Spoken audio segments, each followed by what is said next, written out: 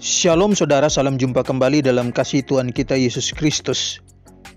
Mitos itu berkisah tentang masa lampau seperti penciptaan dunia dan makhluk yang ada di dalamnya yang dianggap benar-benar terjadi oleh mereka yang meyakininya. Mitos itu tidak didukung oleh fakta ilmiah.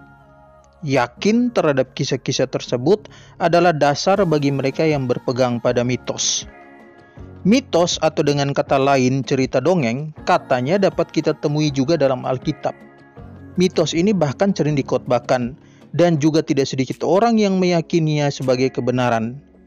Di manakah kisah tersebut dan apakah memang benar bahwa kisah tersebut adalah mitos? Temukan penjelasannya dalam video ini. Tonton sampai selesai agar saudara dapat memahaminya.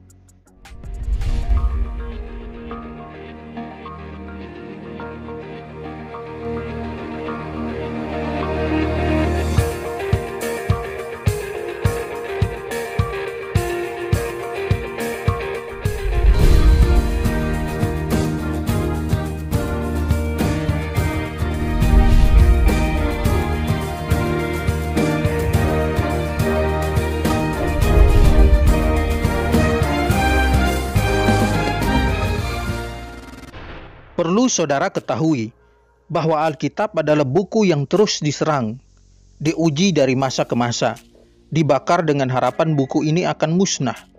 Tapi faktanya adalah Alkitab tetap ada. Bukan hanya pemusnahan secara fisik saja, tapi juga kritik terhadap kisah-kisah dalam Alkitab terus dilakukan dengan tujuan agar Alkitab terbukti hanyalah buku biasa yang bisa salah karena mengandung kesalahan. Jika ternyata Alkitab terbukti mengandung kesalahan, maka pada akhirnya musnahlah pandangan yang dipegang erat-erat oleh orang Kristen yang menyatakan bahwa Alkitab adalah firman Allah yang tidak mungkin mengandung kesalahan. Dengan musnahnya pandangan tersebut, maka Alkitab menjadi sejajar dengan buku-buku biasa atau bahkan cerita-cerita dongeng. Dengan demikian, maka Alkitab akan musnah selamanya. Mungkin inilah satu-satunya cara yang paling efektif untuk memusnahkan Alkitab ketimbang membakarnya satu persatu. Saudara-saudara, tuduhan bahwa Alkitab mengandung mitos atau cerita dongeng adalah tuduhan yang sangat kejam. Karena jika kita meyakini Alkitab adalah firman Allah atau perkataan Allah sendiri, dan pada saat yang sama kisah-kisah dalam Alkitab memang ternyata adalah cerita dongeng, maka itu artinya Allah telah membohongi umatnya dengan cerita yang tidak benar-benar pernah terjadi. Saudara-saudara, berikut ini adalah kisah yang dianggap sebagai bagian dari dongeng dunia yang ternyata terdapat juga dalam Alkitab. Kejadian pasal 6 ayat 2 dan 4. Maka anak-anak Allah melihat bahwa anak-anak perempuan manusia itu cantik-cantik. Lalu mereka mengambil istri dari antara perempuan-perempuan itu, siapa saja yang disukai mereka. Pada waktu itu orang-orang raksasa ada di bumi, dan juga pada waktu sesudahnya. Ketika anak-anak Allah menghampiri anak-anak perempuan manusia, dan perempuan-perempuan itu melahirkan anak bagi mereka. Inilah orang-orang yang gagah perkasa di zaman purbakala, orang-orang yang kenamaan. Dalam terjemahan bahasa Indonesia sehari-hari, khusus ayat yang keempat berbunyi demikian. Pada zaman itu dan juga sesudahnya, ada orang-orang raksasa di bumi. Mereka keturunan gadis-gadis manusia yang kawin dengan makhluk-makhluk ilahi.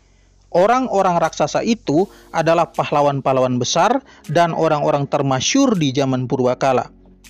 Pada ayat-ayat ini jelas menyatakan bahwa ada raksasa pada zaman itu, bahkan pada zaman sesudahnya. Seperti yang kita pahami bahwa raksasa adalah makhluk yang menyerupai manusia, juga hewan yang ukurannya jauh lebih besar dan tingginya bisa melebihi gedung-gedung pencakar langit. Raksasa itu sendiri adalah makhluk mitos yang tidak pernah benar-benar ada. Sekarang perhatikan ilustrasi mengenai raksasa yang ada dalam mitos.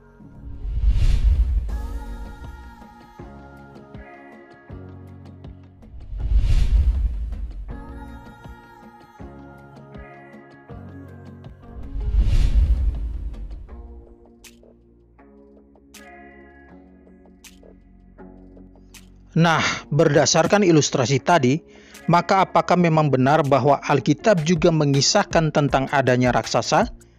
Dan apakah ini artinya juga memang benar raksasa itu pernah ada, dan ini juga berarti raksasa bukanlah makhluk yang hanya ada dalam cerita dongeng? Atau justru Alkitab memang juga mengisahkan tentang mitos? Pertanyaan-pertanyaan ini muncul karena memang ada kesalahan dalam menafsir ayat-ayat tadi. Sekarang mari kita lihat tafsir mengenai ayat yang bicara tentang adanya raksasa seperti ilustrasi tadi. Tafsir yang pertama, raksasa memang ada.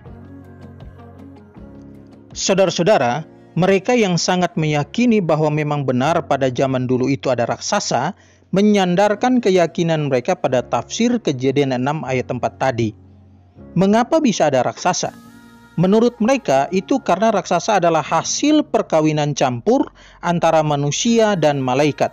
Lihat ayat yang kedua. Memang benar bahwa dalam Kejadian 6 ayat 2 tadi tidak secara eksplisit mengatakan malaikat, melainkan anak-anak Allah. Tapi istilah anak-anak Allah dalam Alkitab sering disematkan kepada malaikat.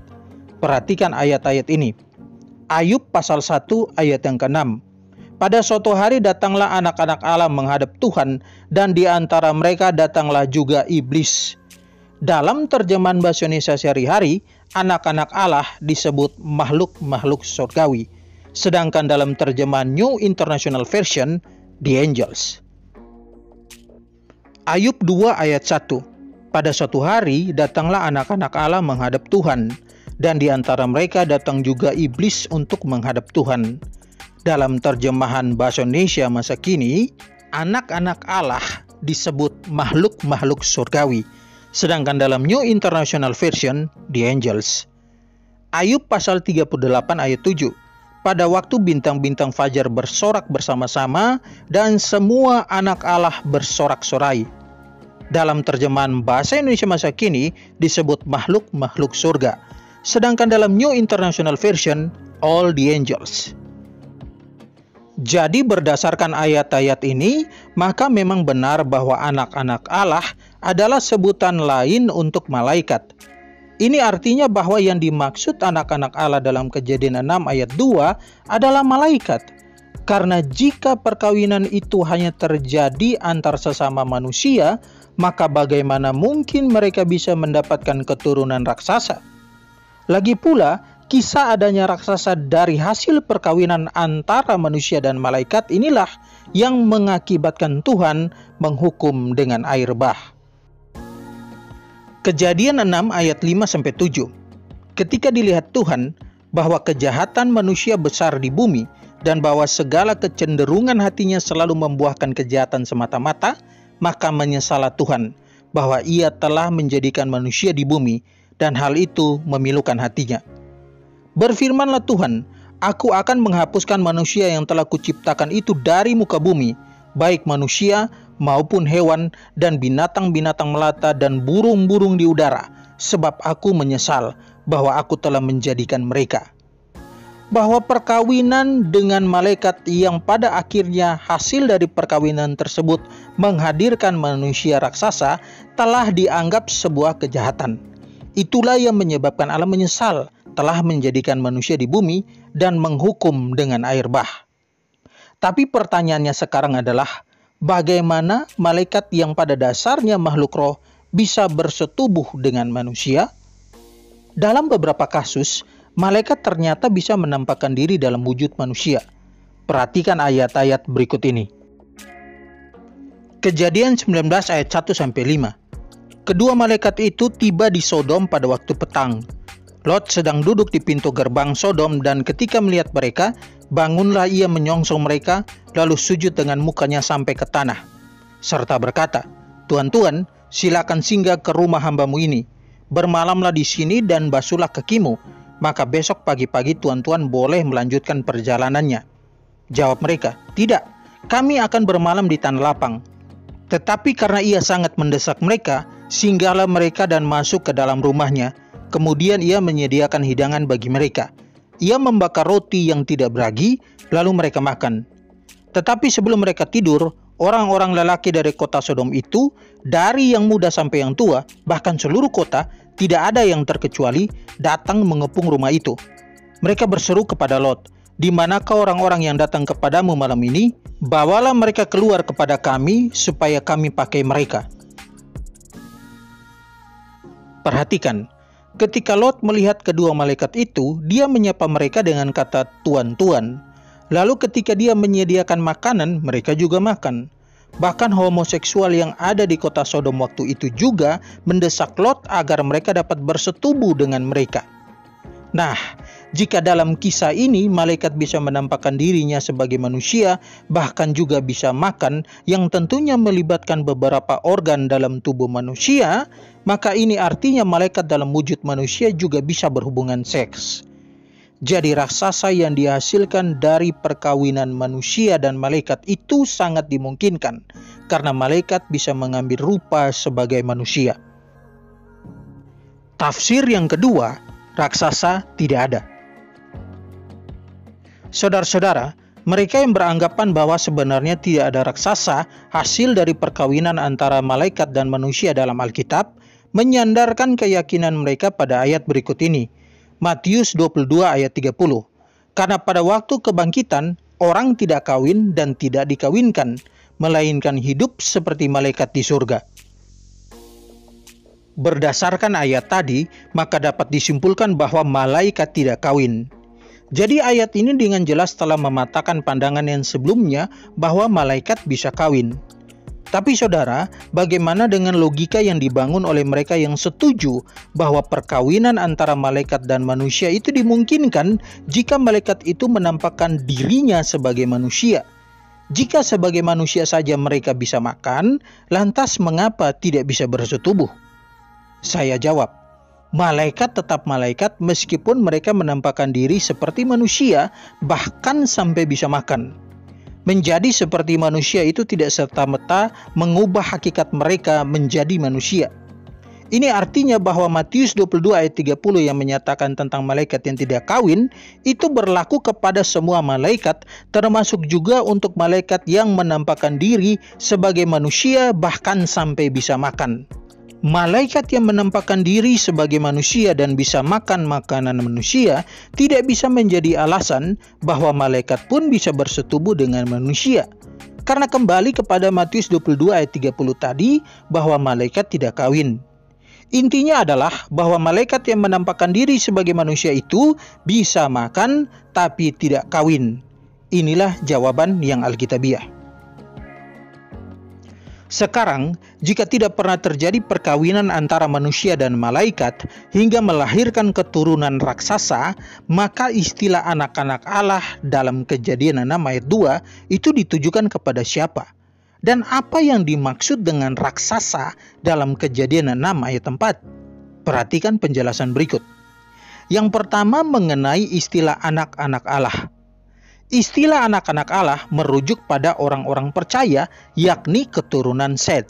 Sedangkan anak-anak perempuan manusia ditujukan kepada orang-orang yang tidak percaya, yakni keturunan Kain, atau orang-orang di luar keturunan Set. Ayat-ayat yang menjadi dasar pandangan ini adalah sebagai berikut. Poin yang pertama, orang percaya memang selalu disebut anak-anak Allah. Ulangan 14 ayat 1. Kamulah anak-anak Tuhan Allahmu. Yohanes 1 ayat 12. Semua orang yang menerimanya menjadi anak-anak Allah. Pertama Yohanes 3 ayat 1, kita disebut anak-anak Allah. Dan memang kita adalah anak-anak Allah. Poin yang kedua, penafsiran ini lebih cocok dengan konteks.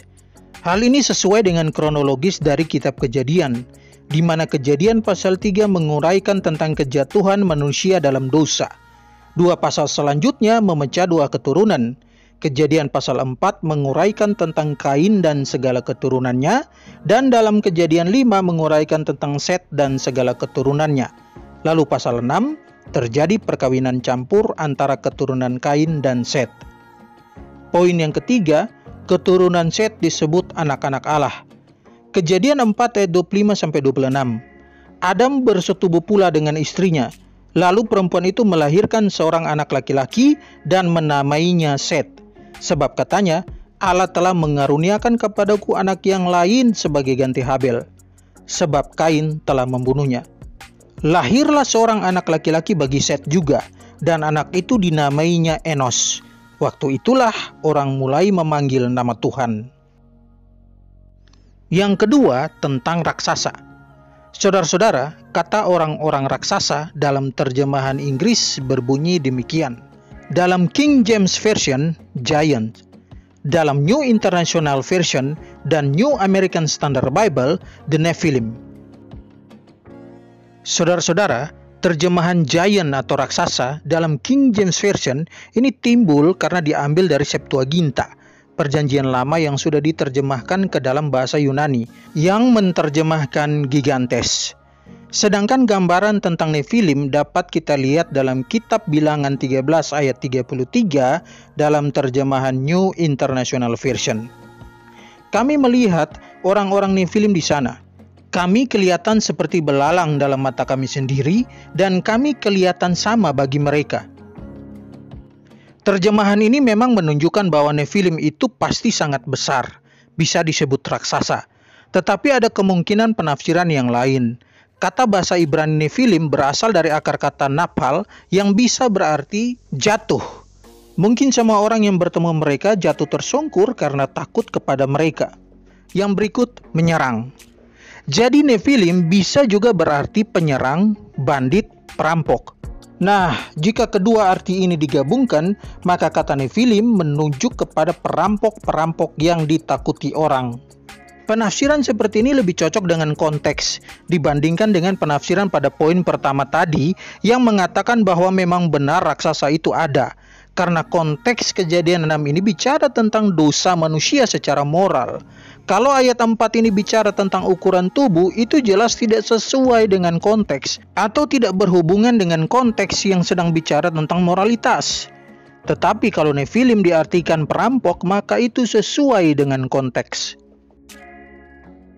Jadi, kata orang-orang raksasa dalam ayat 4 dapat diartikan sebagai perampok. Sedangkan kalimat orang-orang gagah perkasa itu hanya menunjukkan bahwa mereka adalah orang-orang yang mempunyai kekuatan fisik atau kepandaian berkelahi yang hebat. Dan kalimat orang-orang kenamaan menunjukkan bahwa mereka terkenal karena jahatnya. Dengan demikian, maka arti kejadian 6 ayat 4 adalah, pada waktu itu sudah ada perampok-perampok. Tetapi dengan adanya perkawinan campuran antara orang percaya dan orang tidak percaya, maka lahirlah lagi orang-orang yang sejenis dengan perampok-perampok itu. Jadi, perkawinan campur itu menyebabkan orang berdosa makin banyak. Saudara-saudara, memang dalam bagian Alkitab yang lain juga bicara tentang raksasa, seperti yang tercatat dalam 2 Samuel 21 ayat 16, ayat 18, dan Bilangan 13 ayat 33. Raksasa dalam ayat-ayat ini tidak bisa dianggap ukurannya sama seperti ilustrasi yang sudah saya berikan tadi. Tapi ini hanya menunjukkan bahwa ukuran tubuh mereka besar dan berada di atas rata-rata manusia pada umumnya. Jadi bukan dengan tinggi yang melebihi gedung-gedung pencakar langit misalnya. Nah, saudara-saudara, dari penjelasan yang panjang ini, maka dapat disimpulkan bahwa Kejadian 6 ayat 4 bukan bicara tentang raksasa yang lahir dari perkawinan antara manusia dengan malaikat seperti yang kita pahami dalam cerita mitos. Karena tafsir yang tidak sesuai konteks inilah yang menyebabkan orang sampai pada kesimpulan bahwa dalam Alkitab ternyata juga ada raksasa seperti yang ada dalam cerita mitos. Untuk itulah, saudara-saudara, berhati-hatilah dengan penafsiran yang tidak bertanggung jawab seperti ini. Demikian penjelasan saya, semoga mencerahkan saudara semua. Tuhan memberkati kita semua. Shalom.